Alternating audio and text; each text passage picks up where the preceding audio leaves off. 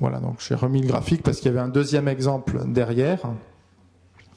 Donc où on avait, alors cette fois, un achat ici.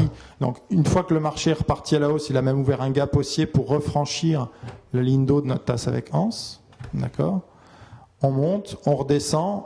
On pouvait jouer le pullback sur la ligne d'eau, donc l'ancienne résistance devenue support, le comblement du gap. Je dis pourquoi pas j'achète ici pour jouer le redémarrage du marché à la hausse. Donc j'achète ici. Mon objectif 2, on retrouve plus ou moins le même ici, qui est toujours la hauteur de la tasse avec anse. Et puis pourquoi pas aussi, on se rend compte que si on joue le franchissement ici de ce seuil-là, on va reporter la hauteur ici, et on est plus ou moins au même niveau. Donc cet objectif 2 est pas idiot.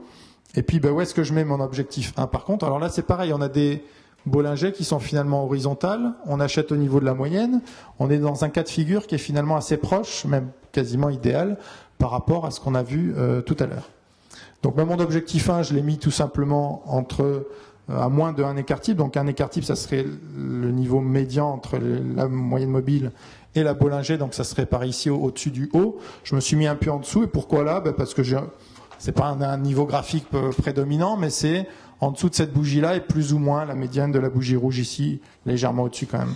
Donc là c'est pareil, j'ai reporté mon objectif 1 et je fais 1, 2, 3, 4, 5. Alors là je suis allé que jusqu'à 6 parce que j'ai mis mon stop en dehors des Bollinger, parce qu'en fait mon objectif 1 était un petit peu plus élevé que ce qu'il aurait pu être. Donc là on a de toute façon un stop qui est en dehors des Bollinger, qui est en dessous du point bas précédent, donc a priori on est bon. Et notre stop, notre seuil d'alerte, je l'ai positionné à peu près au milieu. Alors il est un peu plus proche du point d'achat que du stop. Pourquoi? J'ai pris la médiane ici, j'ai pris un seuil qui m'a semblé correct. On aurait pu rester sur le seuil d'alerte précédent, peu importe. Et là, qu'est-ce qui s'est passé? Toujours pareil, le seuil d'alerte a été déclenché. Par contre, notre stop n'a pas été invalidé. Et on est finalement allé chercher l'objectif 1 et sans doute même l'objectif 2 après. J'ai pas le graphique sur la suite.